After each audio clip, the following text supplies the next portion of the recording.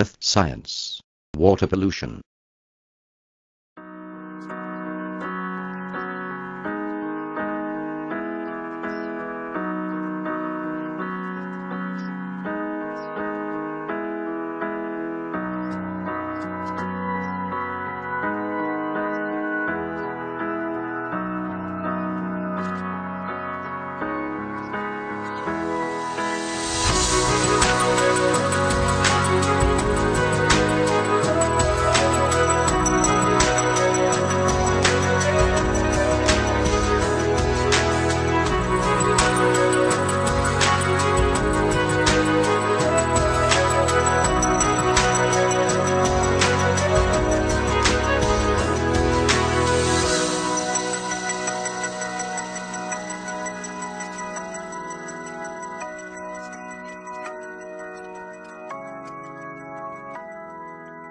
Water is one of the most important necessities needed by human to sustain life, but unfortunately, because of the abuse of the people, some of our water resources such as ocean water, underground water and especially fresh waters were polluted already. In fact, based on researchers, almost 40% of potable water were damaged.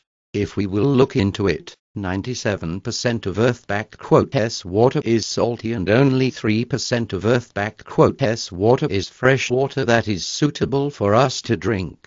Millions of people are dying because of water pollution. We are here to help you open your eyes to see the reality. Now let us discuss water pollution. Samahan mo kami patungo sa isang dating paraiso na ngayon ay naging refleksyon na ng kapabayaan ng mga taong nanirahan dito. Ngayon, hahanapan natin ng solusyon na lumalan ang problema ng mundo.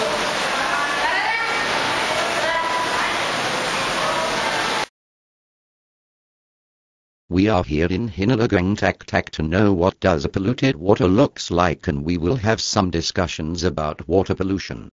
Nandito tayo ngayon sa Hinulugang Taktak National Park, kung saan ito yung kabuuhan o sentro ng park na ito. Sa nakikita nyo ngayon dito sa likuran, bandang likuran ko, ayan, napakalinis, mapayapa, tahimik ang lugar na to. At saka, doon naman sa bandang roon, nandun naman yung tinatawag nating Taktak Falls. Pag nakikita natin siya sa malayuan, ito'y napakaganda, nakakaakit tingnan, at saka parang ang sarap maligo.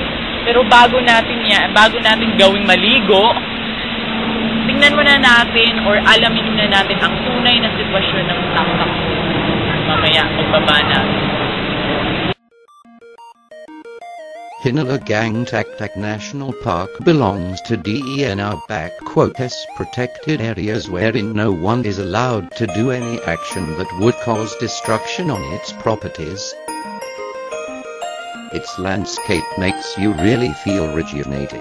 Its natural beauty together with the life living on it freely attracts many people.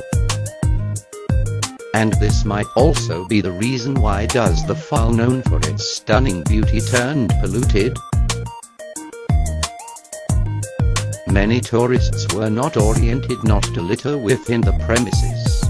Also, the houses above Taktak Falls make their laundry on the river. That's why the chemicals from their source travels through the water that makes the fall a big basin of bubbles.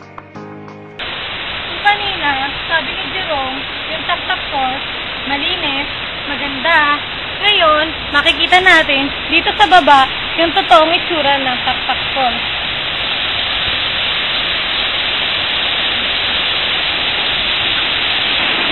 Ngayon, makikita natin yung totoong itsura ng Taktak Falls dito sa baba. Makikita natin yung dumi, yung basura, yung bula, yan yung nagsisilbing dumi na nanggaling sa taas ng falls.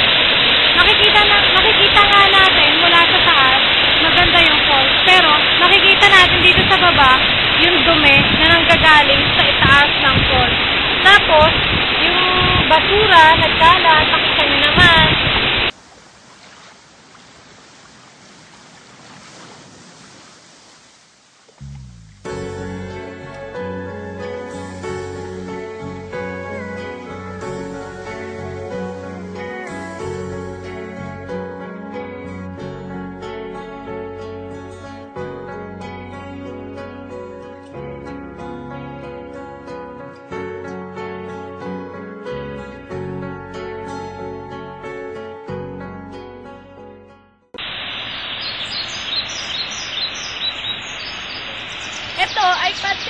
ng falls kung saan makikita naman natin na masyado na siyang polluted. Ang tubig na ito ay dadaloy patungo sa iba pang bodies of water kung saan nakakapinsala rin ito ng iba pa nating mga anyong tubig.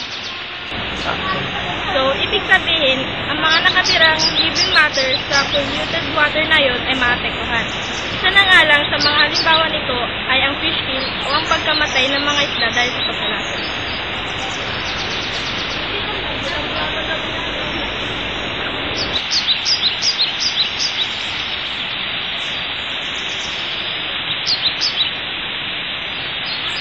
Ang Pilipinas ay sagana sa ligas na yaman. Ngunit sa paglipas ng panahon, nalaso na ang ilan sa mga ito. Ito ay tulad ng mga mamamayang walang pakundangan na nagtatapon ng basura dito.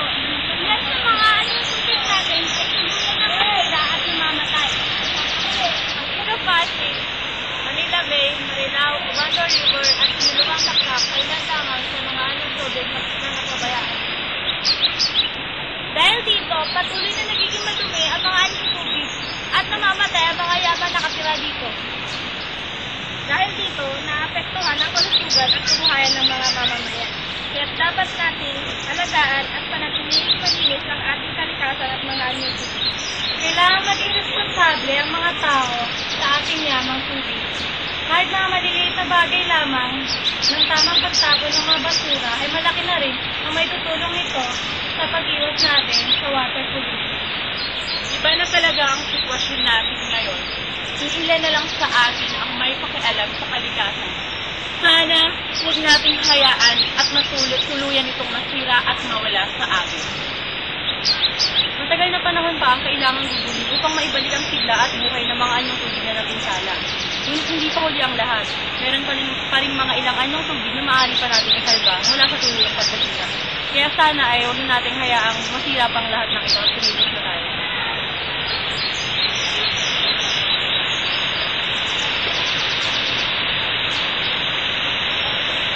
Nakikita niyo dito, nandito yung diorama ng Nilukang Taktak. Ito yung falls na nakita natin kanina na may mga maraming bula.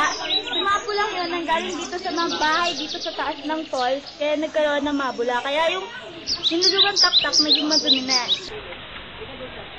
We will now be going to our next location wherein some people said that there was still an unpolluted river. Meron namin na pagtanungan na sabi nila meron daw mga falls daw na malinis pa. Kaya pupunta natin. Tingnan natin kung maganda pa yun. Let's go! Go! We had fun going to our next location. We sing to relieve our boredom.